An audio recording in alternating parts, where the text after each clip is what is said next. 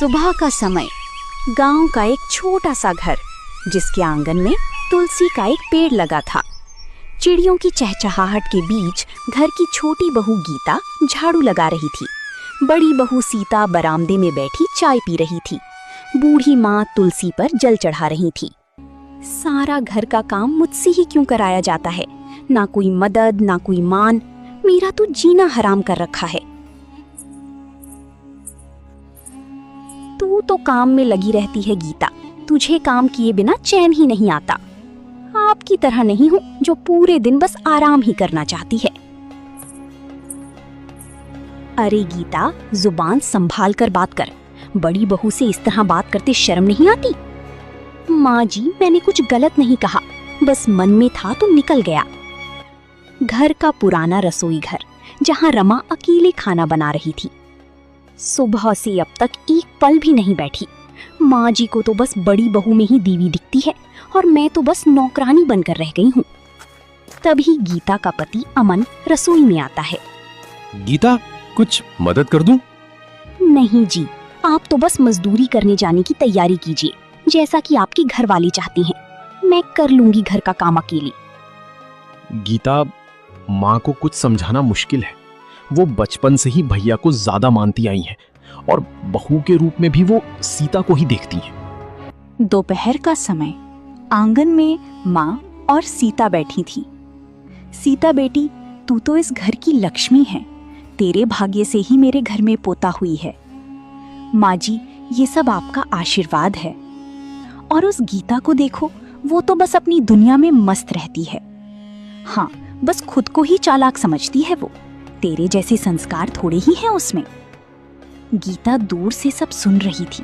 उसकी आंखों में आंसू आ जाते हैं। रात का समय, सब खाना खा चुके थे। गीता चुपचाप बर्तन धो रही थी। गीता, तुम्हें बुरा लगा जो माँ ने कहा? देखो, मैं माँ की तरफ से माफी मांगता हूँ। नहीं अमन जी, अब तो आदत सी हो गई है, लेकिन दर्द तो होता ही है ना। गीता, हम अभी कुछ बदल तो नहीं सकते, पर मैं हमेशा तुम्हारे साथ हूँ। बहू अमन को समझा दो कि गीता को ज्यादा सिर चढ़ाना ठीक नहीं। औरतों को उनकी जगह पता होनी चाहिए। आप चिंता ना करें माँ जी, मैं सब संभाल लूंगी।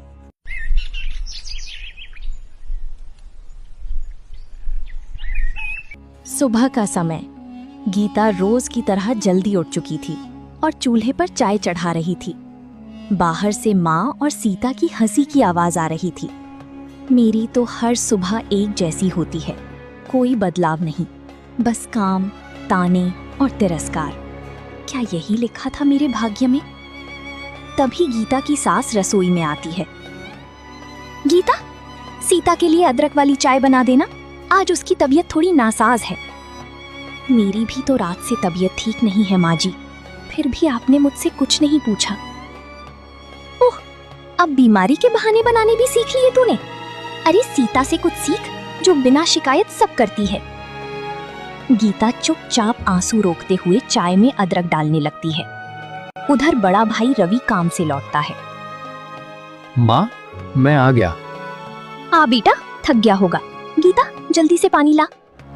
अभी लाई माँ जी। गीता सब देख रही थी कि किस तरह बड़ी बेटी और बहू का सम्मान किया जा रहा है, लेकिन उसे कोई नहीं पूछ रहा। इसके बाद आंगन में पूरा परिवार साथ बैठता है, केवल गीता को छोड़कर। रवि बेटा, हमें अपनी पोते के लिए अच्छे स्कूल का इंतजाम करना होगा। तेरा बेटा बहुत होशियार है। हाँ माँ, कल ही शहर चलकर देखता हूँ। अरे हाँ माँ जी, हमारा गोलू तो सब में अव्वल आएगा। माँ, गीता भी तो पढ़ी लिखी है, वो भी घर के बच्चों को पढ़ा सकती है। इस बहाने कुछ कमाई हो जाएगी। हमें किसी परदेसिन की पढ़ाई की जरूरत नहीं। हमारी बहू तो सीता है, गीता तो बस बोझ है। सन्नाटा छा जाता है। गीता कलेजे पर हाथ रखकर दूर खड़ी सब सुनती है। रात का समय, अमन और गीता अपने कमरे में बात कर रहे थे। गीता, मुझे शर्म आती है कि मैं तुम्हारा पति होकर भी मैं कुछ नहीं कर पाता। ऐसा मत कहिए, आप ही तो मेरी सबसे बड़ी ताकत हैं। आप हैं तभी मैं सह पा रही हूँ। एक दिन सब बदलेगा गीता, बस थोड़ा धैर्य रखो। धैर्य की भी एक सीमा होती है। शाम का समय। अपने कमरे में माँ बिस्तर पर लेटी थी। आज उसके हाथ कांप रहे थे, चेहरा पीला पड़ चुका था। गीता उनके पास बैठकर उनका सिर दबा रही थी। माँ जी, आज आप बिल्कुल भी ठीक नहीं लग रही हैं। चलिए अस्पताल चलते हैं। नहीं, जरा सी थकान है। सीता से कहो तुलसी का काढ़ा बना दे। मैं बना लाती हूँ माँ जी, लेकिन मुझे लगता है अब देरी नहीं करनी चाहिए। तभी अमन कमरे में आता है। गीता ठीक कह रही है माँ, आपकी हालत ठीक नहीं है। मैं भैया को बुलाता हूँ। रवि भी बूढ़ी माँ के पास आ जाता है। क्या हुआ माँ को? रवि जी, अचानक से माँ के हाथ पैर ठंडे हो गए हैं और इन्हें सांस लेने में भी तकलीफ हो रही है। चलो देर मत करो, गाड़ी निकालो अमन, माँ को तुरंत अस्पताल ले चलते हैं। दोनों भाई माँ को लेकर अस्पताल पहुँचते हैं। अस्पताल का इमरजेंसी वार्ड। डॉक्टर माँ को स्ट्रेचर पर लेकर अंदर ले जाते हैं। दोनों भाई बाहर बेचैन खड़ी थी। गीता और सीता पास में चुपचाप बैठी थी। आप बहुत देर से लाए हैं। इनकी हालत पहले ही बहुत बिगड़ चुकी थी। इन्हें कार्डियक अटैक हुआ था। क्या मतलब डॉक्टर साहब? हमें खेद है, आपकी माँ अब इस दुनिया में नहीं रही। सन्नाटा छा जाता है। सीता रोने लगती है। गीता की आंखों से भी आंसू बहती हैं, लेकिन वो संयमित रहती है।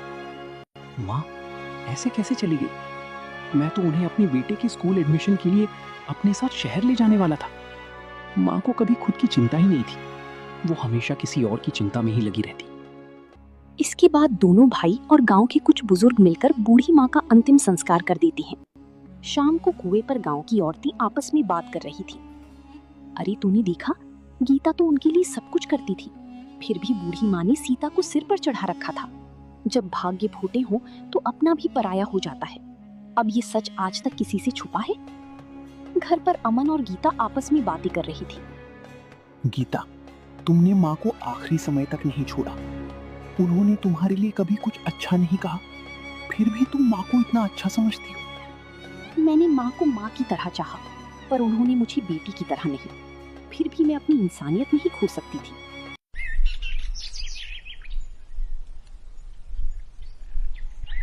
एक महीने बाद आंगन में दोनों भाई बैठकर माँ की जमीन जायदाद के कागज ढूंढ रहे थे।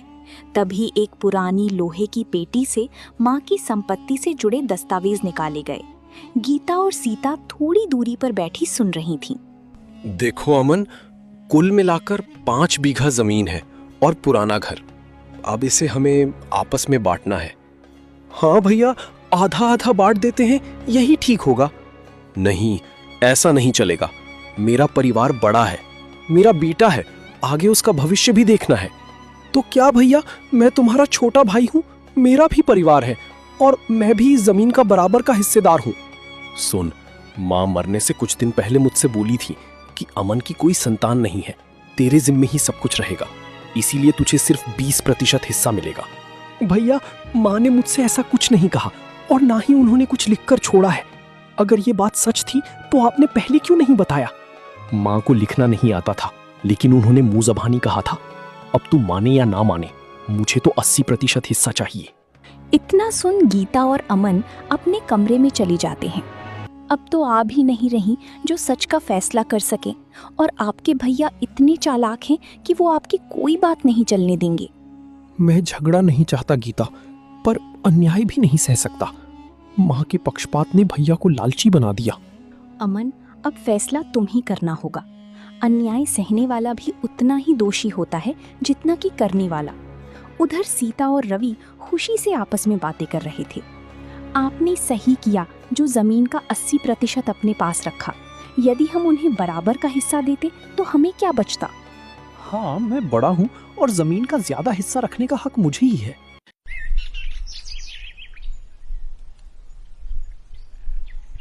सुबह का समय। अमन और गीता अपने 20% हिस्से की छोटी सी जमीन पर खड़े थे। दोनों के हाथों में पीठ की थैली थी। सामने की ओर रवि का बड़ा खेत फैला हुआ था।